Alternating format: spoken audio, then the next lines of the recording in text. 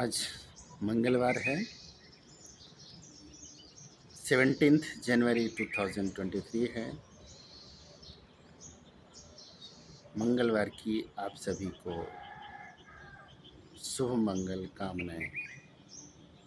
आज साकार मुरली है तो सुनते हैं बाबा के द्वारा उच्चारे हुए डायरेक्ट साकार मधुर महावाक्य। मीठे बच्चे, तुम इस पाठशाला में आए हो अपनी ऊंची तकदीर बनाने। तुम्हें निराकार बाप से पढ़कर राजाओं का राजा बनना है। मीठे बच्चे, तुम इस पाठशाला में आए हो अपनी ऊंची तकदीर बनाने। तुम्हें निराकार बाप से पढ़कर राजाओं का राजा बनना है। प्रश्न: कई बच्चे हैं भाग्यशाली लेकिन बन जाते हैं दुर्भाग्यशाली, कैसे? उत्तर है, वह बच्चे भाग्यशाली हैं जिन्हें कोई भी कर्म बंधन नहीं है, अर्थात कर्म बंधन मुक्त हैं। परंतु फिर भी यदि पढ़ाई में अटेंशन नहीं देते, बुद्धि इधर उधर भटकती रहती हैं, एक बाप जिससे इतना भारी वर्षा मिलता उसे याद नहीं करते हैं, तो भाग्यशाली होते भी दुर्भाग्यशाली ही कहेंगे ना। प्रश्न है दूसरा, श्रीमत में कौन कौन से रस भरे हुए हैं? उत्तर है, श्रीमत ही है जिसमें माता पिता, टीचर, गुरु सबकी मत इकट्ठी है। श्रीमत जैसे सैक्रीन है जिसमें यह सब रस भरे हुए हैं। गीत है, तकदीर जगाकर आई हूँ, नई दुनिया बसाकर लाई हूँ। ओम शांति। शिव भगवान वाच। मनुष्य जब गीता सुनाते हैं तो श्री कृष्ण का नाम लेकर सुनाते हैं। यहाँ तो जो सुनाते हैं कहते हैं शिव भगवान वाच, खुद भी कहते हैं कि शिव भगवान वाच, क्योंकि शिव बाबा स्वयं ही बोलते हैं। दोनों इकट्ठे भी बोल सकते हैं। बच्चे तो दोनों के हैं ना, बच्चे और बच्चियां दोनों बैठे हुए हैं। तो कहते हैं बच्चे, समझते हो कि कौन पढ़ाते हैं? कहेंगे बाप दादा पढ़ाते हैं। बाप बड़े को, दादा छोटे को अर्थात भाई को कहा जाता है। तो बाप दादा इकट्ठा कहा जाता है। अब बच्चे भी जानते हैं कि हम स्टूडेंट हैं, स्कूल में स्टूडेंट बैठे ही हैं। तकदीर बनाने के लिए हम पढ़कर फलाना इम्तहान पास करेंगे। वह जिस्मानी इम्तहान तो बहुत होते हैं। यहाँ तुम बच्चों के दिल में है कि हमको बेहद का बाप परम पिता परमात्मा पढ़ाते हैं।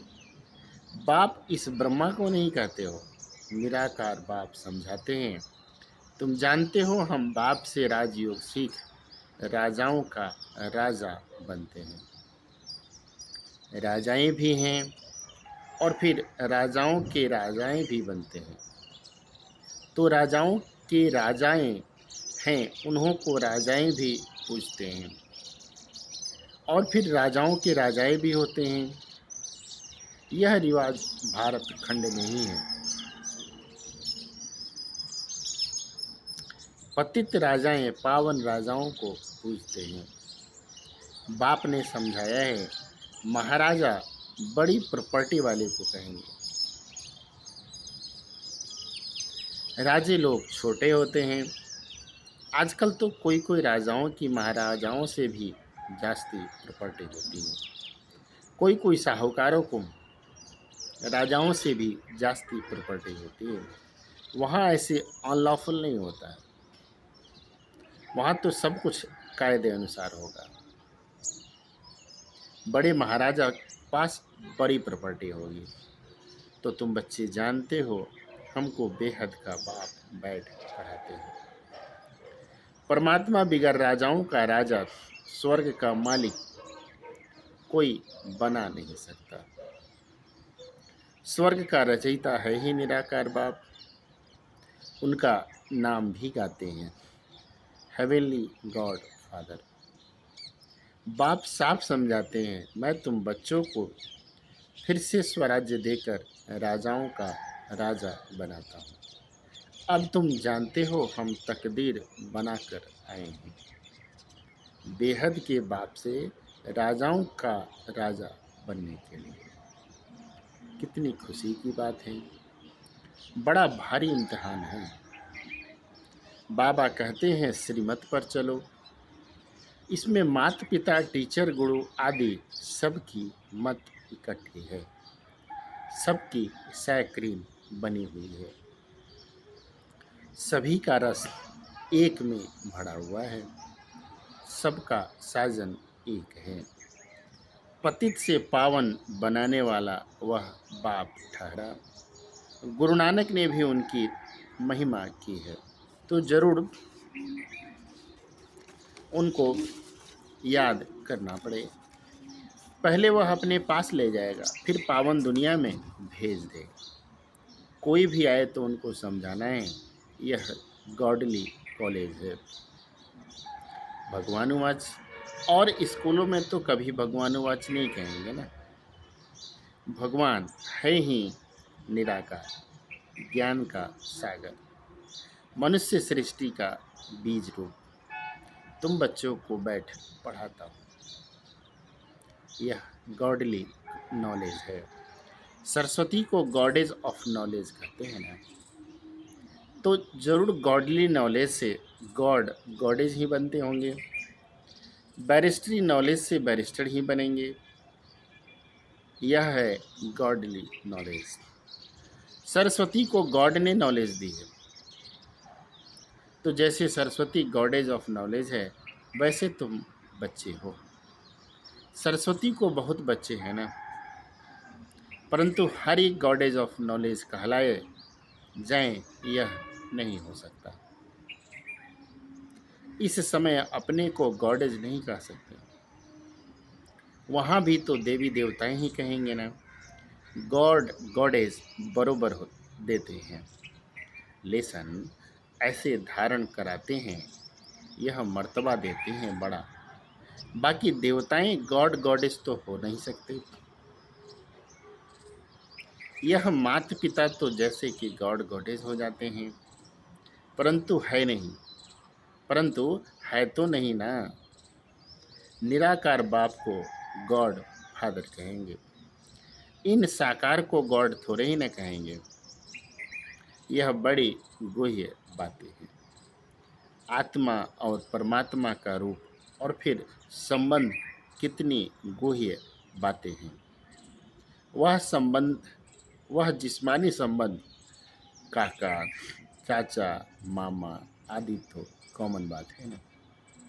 यह तो है रूहानी संबंध।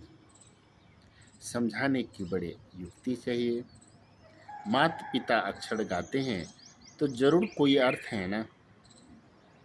वह अक्षर अविनाशी बन जाता है, भक्ति मार्ग में भी चला आता है। तुम बच्चे जानते हो हम स्कूल में बैठे हैं, पढ़ाने वाला ज्ञान का सागर है, इनकी आत्मा भी पढ़ती है। इस आत्मा का बाप वह परमात्मा है, जो सभी का बाप है। वह पढ़ाते हैं, उनको गर्भ में तो आना नहीं है, तो नॉलेज कैसे पढ़ाए। वह आते हैं ब्रह्मा के तन में, उन्होंने फिर ब्रह्मा के बदले श्री कृष्ण का नाम डाल दिया है। यह भी ड्रामा में है। कुछ भूल हो तब तो बाप आकर इस भूल को करेक्ट कर अभूल बनाए। निराकार को न जानने के कारण ही मूझ गए हैं।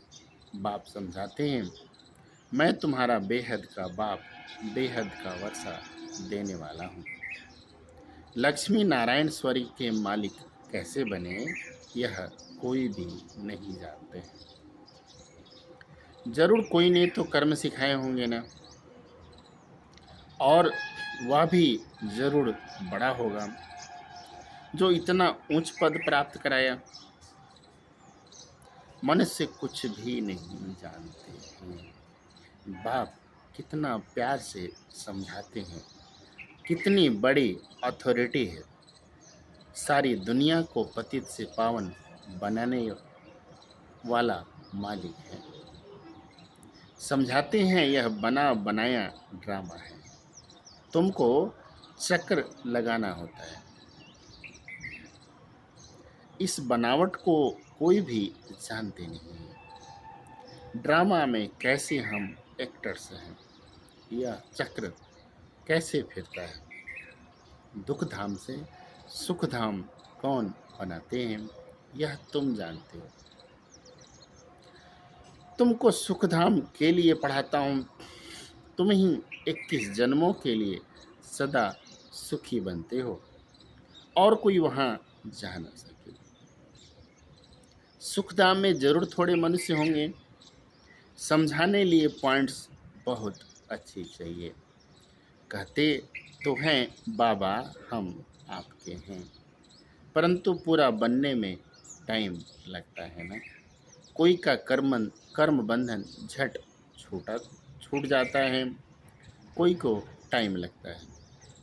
कई तो ऐसे भाग्यशाली भी हैं जिनका कर्म बंधन टूटा हुआ है, परंतु पढ़ाई में अटेंशन नहीं देते हैं, तो उनको कहा जाता है दुर्भाग्यशाली।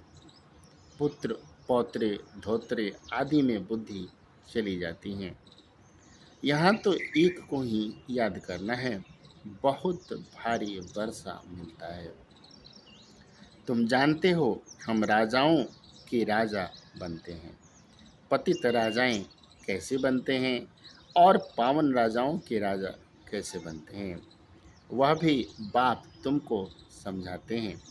मैं स्वयं आकर राजाओं का राजा, स्वर्ग का मालिक बनाता हूँ।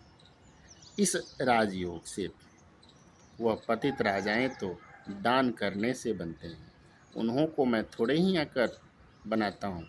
बहुत दानी होते हैं, दान करने से राजाई कुल में जन्म लेते हैं। मैं तो 21 जन्मों के लिए तुमको सुख देता हूँ, वह तो एक जन्म के लिए बनते सो भी पतित दुखी रहते हैं। मैं तो आकर बच्चों को पावन बनाता हूँ। मनुष्य समझते हैं सिर्फ गंगा स्नान करने से पावन बनते हैं, कितने धक्के खाते हैं।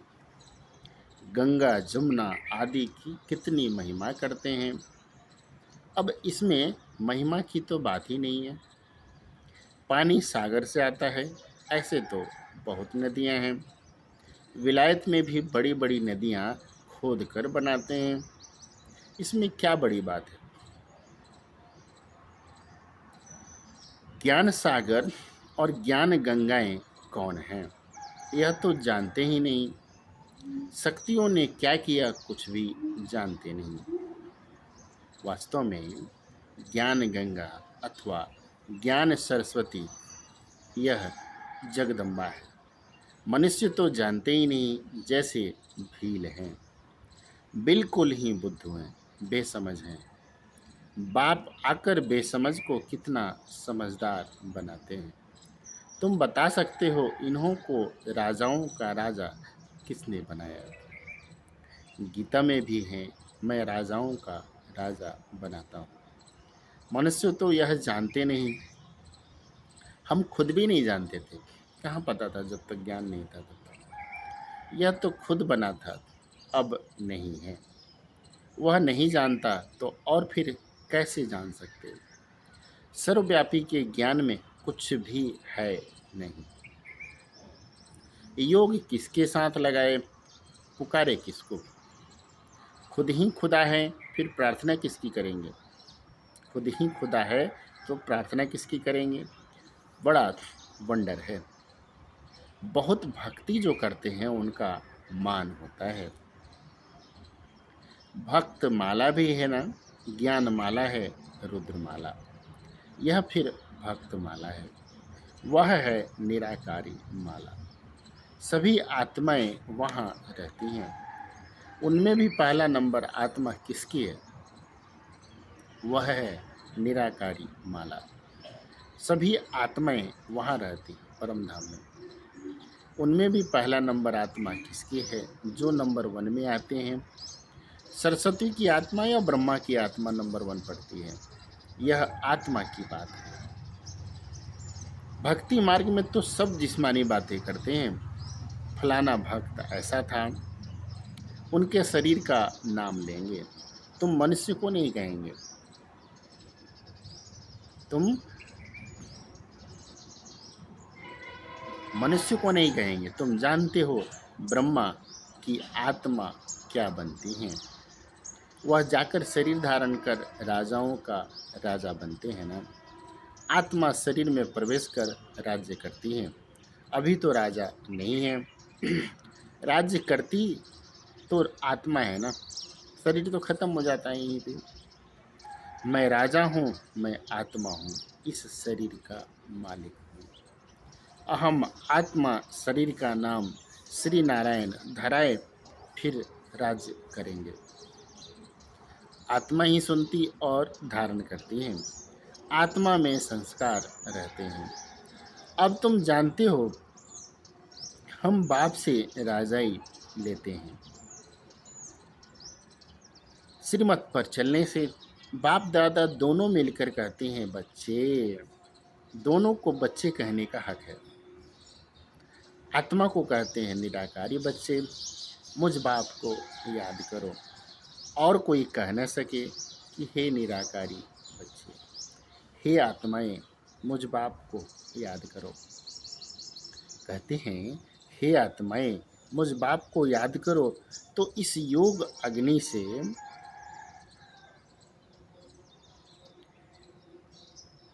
तुम्हारे विकर्म विनाश होंगे। बाकी गंगा स्नान से कभी कोई पाप आत्मा से पुण्य आत्मा नहीं बन सकते। गंगा स्नान कर फिर घर में आकर पाप करते रहते हैं। इन विकारों के कारण ही पाप आत्मा बन गए हैं। यह कोई समझते नहीं है। बाप समझाते हैं कि अब तुमको राहु का कड़ा ग्रहण लगा हुआ है। पहले हल्का ग्रहण होता है, अब दे दान तो छोटे ग्रहण प्राप्ति बहुत भारी है। तो पुरुषार्थ भी ऐसे करना चाहिए ना। बाप कहते हैं मैं तुमको राजाओं का राजा बनाऊंगा, इसलिए मुझे और वर्षे को याद करो। अपने 84 जन्मों को याद करो। इसलिए बाबा ने नाम ही रखा है स्वदर्शन चक्रधारी बच्चे। तो स्वदर्शन का ज्ञान भी चाहिए ना। बाप समझाते हैं यह पुरानी दुनिया खत्म होनी है। तुमको मैं नई दुनिया में ले चलता हूँ। सन्यासी सिर्फ घर बार को भूलते हैं, तुम सारी दुनिया को भूलते हो। कितना अंतर है हम सबके बीच में। सन्यासी केवल इस इस इस घर बार को भूलते हैं, लौकिक घर बार को भूलते हैं, और हम आत्माएं पूरी दुनिया को भूलती हैं। यह बाप ही कहते हैं कि अशरीरी बनो, मैं तुमको नई दुनिया में ले चलता हूँ। इसलिए पुरानी दुनिया से, पुराने शरीर से ममत्व तोड़ो। फिर नई दुनिया में तुमको नया शरीर मिलेगा। देखो, श्री कृष्ण को श्याम सुंदर कहते हैं। सतयुग में वह गोरा था, अब अंतिम जन्म में काला हो गया है। तो कहेंगे ना श्याम ही सुंदर बनता है, फिर सुंदर ही श्याम बनता है, फिर सुंदर से श्याम बनता है। तो नाम रख दिया है श्याम सुंदर। काला बनाते हैं 5 विकार रावण, फिर गोरा बनाते हैं परम पिता परमात्मा। चित्र में भी दिखाया है कि मैं पुरानी दुनिया को लात मार गोरा बना रहा हूँ। गोरी आत्मा स्वर्ग की मालिक बनती है, काली आत्मा नरक की मालिक बनती है। आत्मा ही गोरी और काली बनती है। अब बाप कहते हैं तुमको पवित्र बनना है।